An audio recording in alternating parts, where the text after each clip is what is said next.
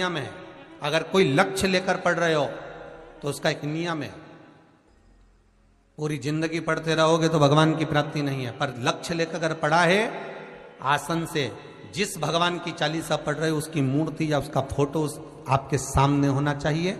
एक घी का दिया, अगर हनुमान चालीसा पढ़ रहे हो तो या तो घी का दिया जलाओ, वो भी गाय के घी का हो, भैंस के घी का मत जलाना। हनुमान जी कभी प्रकट नहीं होंगे भैंस के घी से। घी का दिया लगाइए अगर चालीसा का पाठ कर रहे हो हनुमान जी का। और बहुत ज्यादा संकट है, बहुत ज्यादा परेशानी है तो हनुमान चालीसा का पाठ करो तो तिल्ली के तेल का दिया लगाओ, काली तिल के तेल का दिया, तिल का तेल का दिया हनुमान जी के सामने आसन बिछाकर। बहुत तकलीफ है तो 3 पाठ प्रतिदिन करो और एक आसन से जितने समय 9 बजे अगर आप बैठते हो पाठ करने तो 9 बजे ही बैठना है। 11 दिन तक प्रतिदिन 3 पाठ रोज करो। एक पानी का लोटा, कलश, तांबे का जल अर्थात तांबे का लोटा हो, स्टील का लोटा हो, तुम्हारे पास जो कलश हो उसमें जल भरकर, एक सिक्का उसमें पटक कर, एक लौंग पटक कर प्लेट से ढक कर रख दो और प्रतिदिन बस टाइम पर बैठकर पाठ करो। 11 दिन पूर्ण होंगे, जिस कामना से आपने पाठ करा है बस वो सिक्का, वो लौंग कलश में से निकाल लो, जल का आचमन करो और जिस काम के लिए करा है वो जल उस प्रयोग में ले लो।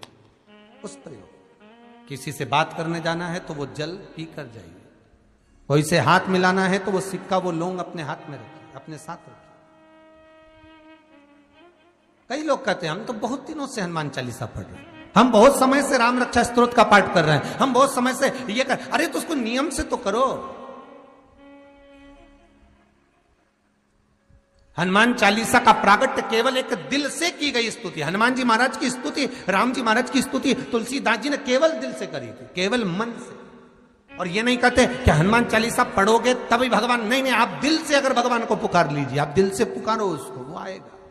नियम है महाराज, बहुत ध्यान दीजिएगा। पंचमुखी हनुमान का एक स्मरण, पंचमुखी हनुमान का एक भाव। महाराज जैसे बहुत ज्यादा तकलीफ अगर व्यक्ति को हो गई है, बहुत कष्टमय जीवन चल रहा है, हार गए हर जगह से और तकलीफमय जीवन चल रहा है, तो पंचमुखी हनुमान का एक शिव महापुराण का और स्कंद पुराण का एक बड़ा सुंदर मंत्र है। उस मंत्र को आप सब एक बार हमारे साथ में बोलें। ओम नमो हनुमते रुद्र अवताराय सर्व शत्रु संहारणाय सर्व रोग हराय सर्व वशीकरणाय रामदूताय स्वाहा। बस इस मंत्र को हाथ में काली तिल लेकर, एक जौ लेकर और गूगल लेकर, थोड़ा सा उसमें गाय का घी डालकर, कंडे को या अग्नि को जलाकर इस मंत्र का 11 बार 21 बार जाप कर कर अपनी कामना कर कर छोड़ दीजिए। कैसा भी रोग हो, बीमारी हो, कष्ट हो, दुख हो, तकलीफ हो, 21 दिन के अंदर वो आनंद आना प्रारंभ कर देता है। इस मंत्र, स्कंद पुराण का, शिव महापुराण का ये मंत्र मूल पंचमुखी हनुमान सुख देंगे। और एक और चीज याद रखिए महाराज, यदि कोई काम के लिए जा रहे हो, कोई व्यापार के लिए जा रहे हो या नौकरी करने के लिए जा रहे हो और लगी नहीं रही, बहुत तकलीफ पा रहे हो, सर्विस ही नहीं लग रही, बहुत कष्टमय हो गया, तो निवेदन करूंगा 5 पीपल के पत्ते पर बेसन के 5 लड्डू घर में बने हुए, गाय के घी के 5 लड्डू रख लो।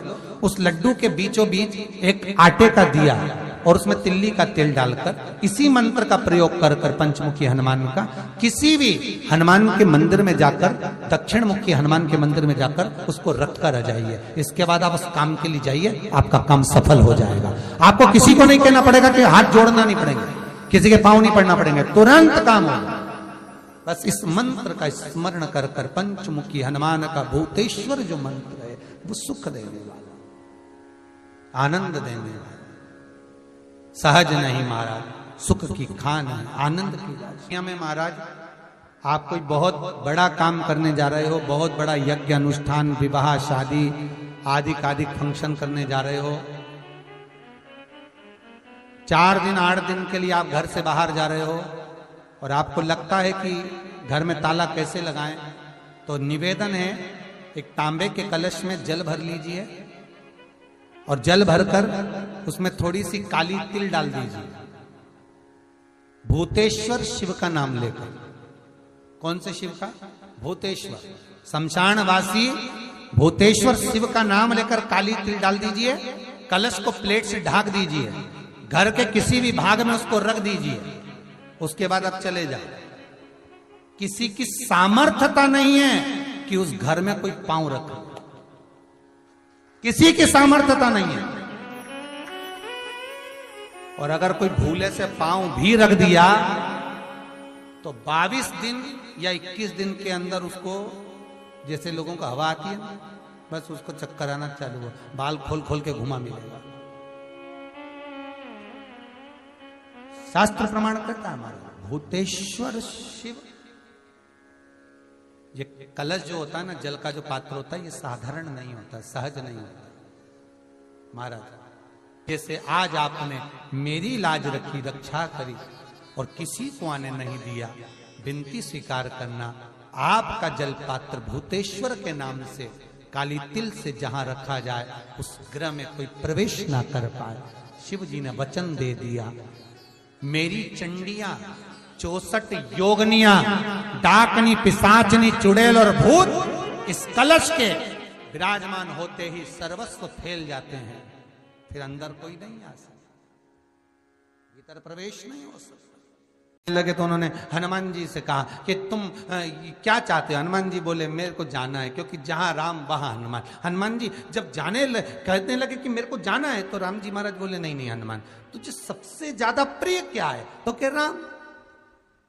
तो हनुमान तू कह रहा है सबसे ज्यादा प्रिय है राम प्रिय है, तो एक बार जिस समय देवऋषि नारद का अपमान हुआ, विश्वामित्र बाबा का अपमान हुआ, उस समय पर एक राजा ने जब अपमान करा तो तूने उसको राम नाम लिखकर एक जगह पर बिठा दिया और कहा कि तू राम नाम जपते रहे। उसने राम नाम जपा। तब हनुमान याद कर, मेरे सम्मुख में तू खड़ा था और युद्ध होने वाला था, तो तूने क्या कहा था? प्रभु आप इसको मार नहीं सकते क्योंकि ये आपका नाम ले रहा है। राम से बड़ा होता है राम का नाम, आप इसे मार नहीं सकते। तब आपने ये संवाद कहा था, हनुमान बता तेरी प्रियता क्या है? हनुमान जी कहते हैं प्रभु आपने मुझे जगा दिया, क्योंकि मुझे श्राप ये मिला था कि तू जागेगा किसी की जगाने पर, आपने मुझे जगा दिया। इसलिए है नाथ, अब मैं जाना नहीं चाहता, सत्संग करना चाहता।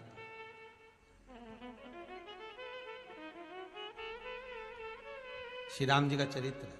अब मैं सत्संग करूंगा, भजन करूंगा, नाम जाप करूंगा। पर राम जी जानते हैं हनुमान से कहा, हनुमान मेरा जाने का समय आ गया, मुझे तो जाना पड़ेगा ना। सीता पृथ्वी में चली गई, मुझे भी जाना है। मैं सरयू के जल में अपने प्राणों को त्यागूंगा, मानव का शरीर है, इसको त्यागना तो पड़ेगा ना हनुमान। हनुमान जी बोले तो त्याग दो, त्यागने में क्या दिक्कत है, त्यागो आप तो।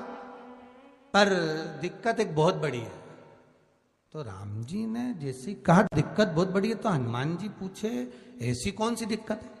हनुमान जी के शब्द सुने तो राम जी बोले, जब जिस समय पर तुम सूर्य को निगल गए थे, इंद्र को क्रोध आया था और इंद्र ने तुम पर वज्र का जब प्रहार करा था, जब वज्र का प्रहार इंद्र ने करा तब तुम्हारा नाम हनुमान हुआ।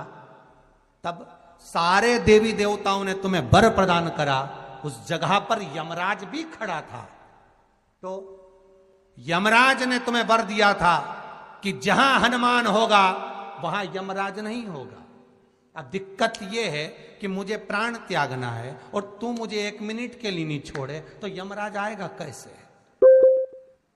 दिक्कत वहां अड़ी पड़ी है।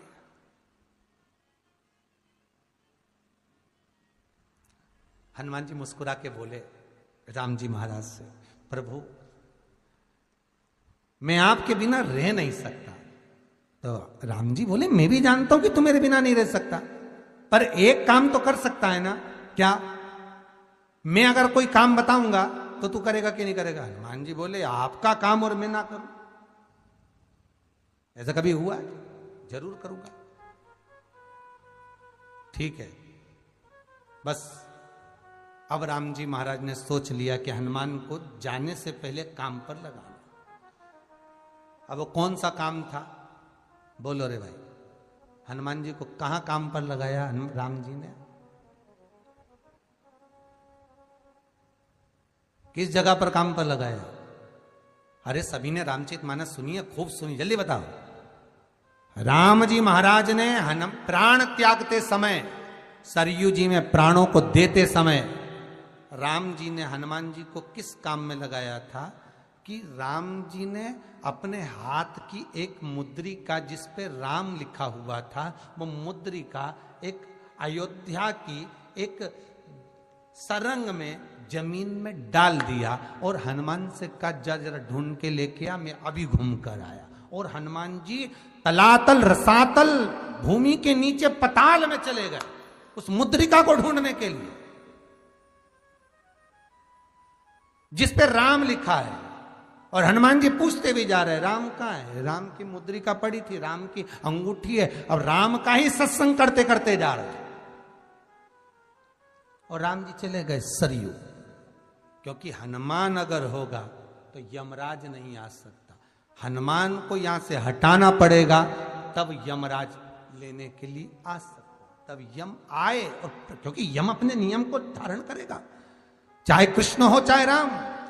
वही बात फिर याद कर लीजिए, अच्छा कर्म करिए, कर्म का दंड तो भगवान को भी भोगना पड़ता है।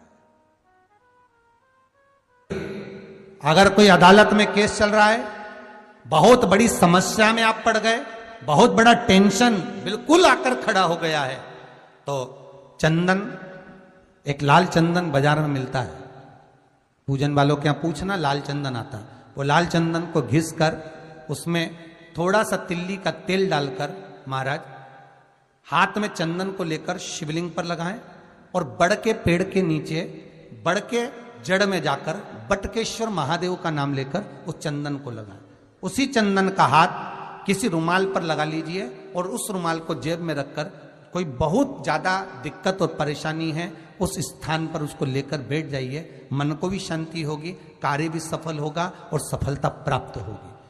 बस तुमरुका जी का नाम का उसमें स्मरण करना है, कोई सहज नाम नहीं है। फिर निवेदन करूंगा, नारी अगर बच्चे को जन्म देती है और बच्चा 4 महीना 6 महीने तक गर्भ में रहता है, उसके बाद अवर्षण हो जाता है, तो एक नरियल पर, श्रीफल पर स्त्री के हाइट की मोली, मोली मतलब नाड़ा जो हाथ में बांधते हैं, लच्छा, उसको नाप लीजिए और तुमरुका जी का नाम लेकर उस नरियल पर लपेट कर अपना नाम और गोत्र बोलकर शंकर जी के शिवलिंग के पास में जो जलाधारी होती है चारों तरफ शिवलिंग के पास में, वहां रख दीजिए।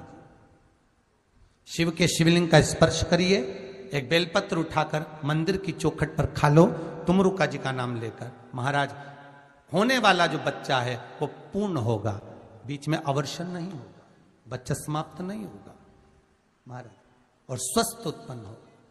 ये तुमरुका जी का नाम